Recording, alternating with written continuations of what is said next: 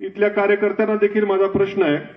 त्या दिवशी एक ठिकाणी मी बोललो की 2 दिवसापूर्वी मला वाटतं या जिल्ह्याचे पालकमंत्री आपल्या गावामध्ये जवळपास दिवसभर होते। तुमच्याकडे होते की नाही मला माहित नाही, होते। ठीक आहे, आता ते पक्षाचे आहेत, त्यांचं कामच आहे प्रचार करायचं। इथल्या कार्यकर्त्यांनी आग्रहाने त्यांना बोलावलं। मी विचारलं मगाशी देवळालीचे काही लोक आले तर म्हटलं तुमच्याकडे आले असते नाही, म्हणे आमच्याकडे काही आले नाही, पण इकडेच आले। पण कदाचित तिकडच्या भाजपच्या लोकांवर कमी प्रेम आहे काय मला माहित नाही काय। पण मला प्रश्न आहे की गेले 3 वर्ष पालकमंत्री ह्या जिल्ह्याचे पालकमंत्री, 3 का किती आता 2.5 वर्ष ते झाले, परत 1 वर्ष, 3.5 वर्ष।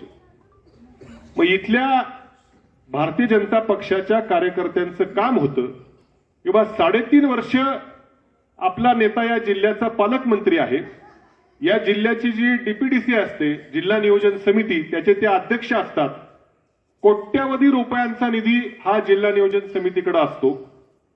इथल्या कार्यकर्त्यांचं काम होतं की या 3.5 वर्षामध्ये आमच्या 5 वर्षाचा हिशेब आता वाचून दाखवला प्रकाश भुजडेंनी, कोट्यवधीचा आकडा आहे।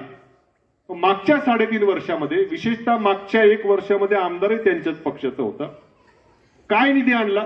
दुसरं मला खरं विचारायचं की समोरच्या पक्षाचं जे नेतृत्व आहे, समोरच्या पक्षाचं शेवटी नेतृत्व काय आहे? समोरच्या पक्षाचं नेतृत्व हे स्थानिक नाही। उद्या बाहेरच्या तालुक्यामधल्या रिमोट कंट्रोलवर आपलं गाव चालवायचंय का, याचा खरं आपण सर्वांनी खरंच अत्यंत बारकाईने विचार केला पाहिजे। उद्या इकडच्या तिकडच्या उत्तर दक्षिणेतल्या तालुक्यातल्या लोकांच्या रिमोट कंट्रोलवर आपण काय कामं घ्यायची काय नाही घ्यायची हे ठरवायचंय का आपण आपल्या स्थानिक नेतृत्वाच्या हात बळकट करायचे, याचा देखील अत्यंत गांभीर्याने विचार करायला लावणारी